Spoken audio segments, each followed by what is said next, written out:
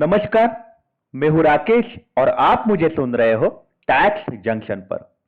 तो दोस्तों, एक दिल दहलाने वाली पिटीशन मेरे नजर के सामने आया।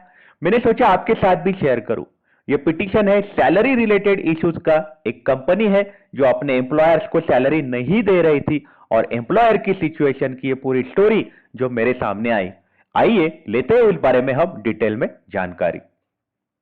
तो ये केस है निर्मल भगत और उनके कुछ साथीदार है। उन्होंने केस फाइल किया है अगेंस्ट गृह मंत्रालय। ये पिटीशन दाखिल हुआ है दिल्ली हाई कोर्ट में। ये पिटीशन दाखिल करने वाले सारे एम्प्लॉइज जो है, जो कामगार है, ये कार रेंटल सर्विस के वर्कर्स है। इनको इनका एम्प्लॉयर सैलरी नहीं दे रहा था लॉकडाउन पीरियड में। हम आपको बता दें कि ये सारे कामगार लोग हैं, ये कंपनी के साथ बहुत सालों तक काम कर रहे थे। इतना उनके साथ ही साथ उनका प्रोविडेंट फंड भी उनके सैलरी से डिडक्ट होता था। उनको एम्प्लॉयर ने सैलरी देने के लिए मना किया। इतना ही नहीं, सैलरी ही नहीं, उनको उनके प्रोविडेंट फंड के डिटेल्स की जानकारी भी नहीं दी। उनको प्रोविडेंट फंड अकाउंट का नंबर चाहिए था, सर्टिफिकेट चाहिए थे, उनकी भी जानकारी उनके एम्प्लॉयर ने नहीं दी।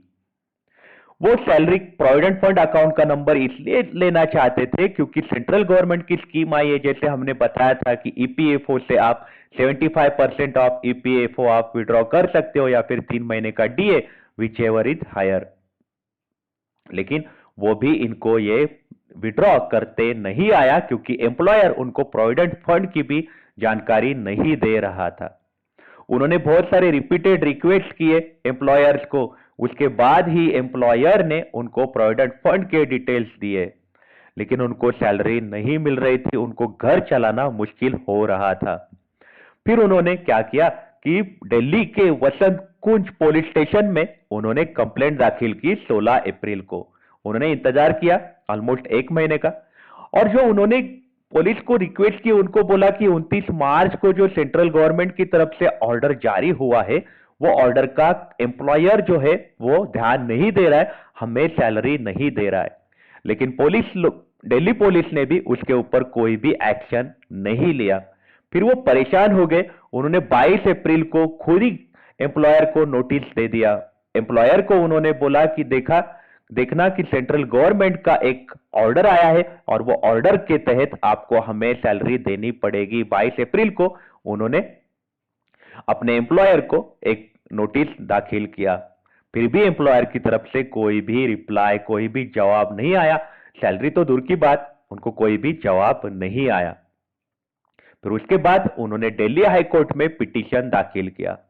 उन्होंने पिटीशन में एक जानकारी दी। उन्होंने बोला कि हमें हमारे जीने का अधिकार है, हम जीना चाहते हैं डिग्निटी और रिस्पेक्ट के साथ। लेकिन एम्प्लॉयर और पुलिस, उन्होंने हमें जवाब नहीं दिया और उसके कारण हमें ऐसा नहीं लगा कि हम डिग्निटी से और रिस्पेक्ट से हमारी जिंदगी का गुजारा कर रहे हैं।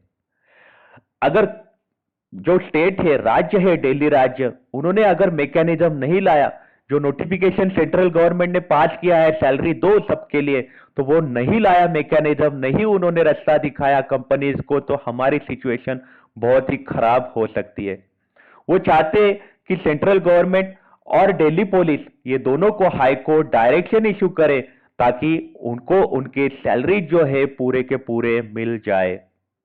दिल दहलाने वाली घटना है कि एम्प्लॉयर जो है वो एम्प्लॉयज को सैलरी तो दूर की बात, अपने पुराने एम्प्लॉयज, सालों पुराने एम्प्लॉयज जिनको सैलरी देना तो दूर की बात, उनको तो वो प्रोविडेंट फंड अकाउंट का नंबर भी देने के लिए मना कर रहे थे।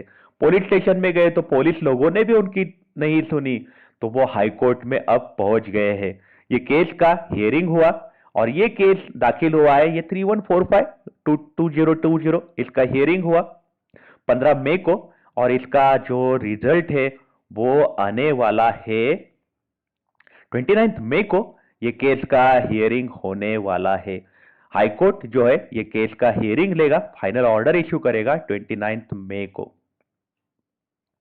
तो ये केस है वो निर्मल भगत और उनके साथीदार against ministry of home affairs. ये केस का हियरिंग होने वाला है 29 मई को।